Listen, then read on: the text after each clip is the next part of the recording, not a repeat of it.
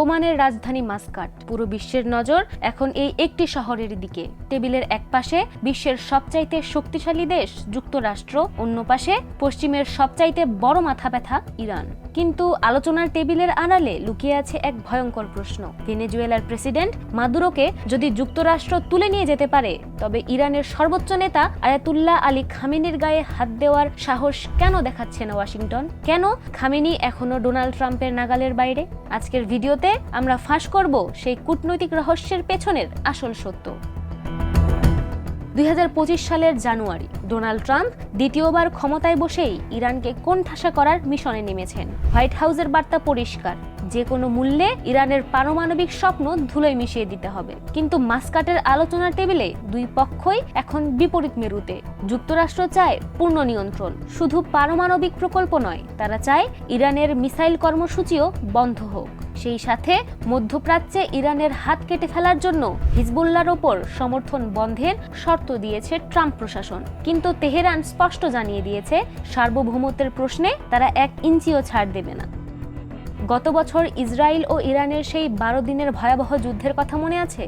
যখন ইরানের পারমাণবিক স্থাপনায় সরাসরি আঘাত হেনেছিল মার্কিন বাহিনী। সাবেক মার্কিন কূটনীতিক অ্যানাল আয়ারের মতে, সেই ঘটনার পর থেকেই ট্রাম্পের কৌশল পাল্টে গেছে।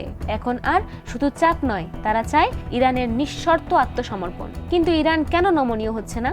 দেশটি এখন তীব্র অর্থনৈতিক সংকটে জর্জরিত, মুদ্রাস্ফীতি তুঙ্গে। তবুও তারা ব্যালিস্টিক মিসাইল কর্মসূচি নিয়ে আপোষ করতে নারাজ, কারণ এটাই তাদের টিকে থাকার শেষ ঢাল। এর মধ্যেই আলোচনায় এসেছে ভেনেজুয়েলার সেই চাঞ্চল্যকর ঘটনা। প্রেসিডেন্ট নিকোলাস মাদুরোকে বিশেষ অভিযানে তুলে নিয়ে গিয়ে নিউ ইয়র্কে বন্দী করেছে যুক্তরাষ্ট্র। বিশ্ব রাজনীতিতে তোলপাড় তোলা এই ঘটনার পর সবাই ভাবছে, পরের টার্গেট কি খামেনি? কিন্তু ওয়াশিংটন কেন থমকে আছে? বিশেষজ্ঞদের বিশ্লেষণ বলছে, ইরানের শাসন ব্যবস্থা ভেনেজুয়েলার মতো নড়বড়ে নয়।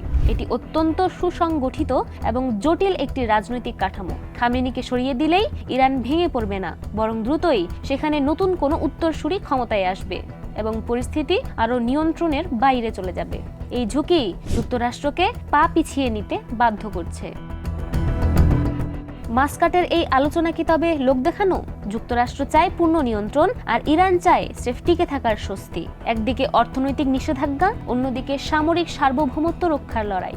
ইরান কি ইউরেনিয়ামের সমৃদ্ধকরণ কমিয়ে দিয়ে ট্রাম্পকে শান্ত করতে পারবে, নাকি দুই পক্ষের এই জেদ মধ্যপ্রাচ্যে আরো বড় কোনো যুদ্ধের সূচনা করবে? ডোনাল্ড ট্রাম্প কি শেষ পর্যন্ত খামেনির উপর সরাসরি পদক্ষেপ নেওয়ার দুঃসাহস দেখাবে, নাকি ইরানের সুসংগঠিত কাঠামোর কাছে হার মানবে হোয়াইট হাউসের দম্ভ? খামেনি আপাতত ট্রাম্পের নাগালের বাইরে ঠিকই, কিন্তু ইতিহাসের চাকা কোন দিকে ঘুরছে তা কেউই জানে না। এই কূটনৈতিক লড়াইয়ের শেষ কোথায়? বিশ্ব কি এক নতুন প্রলয়ের অপেক্ষায় আছে,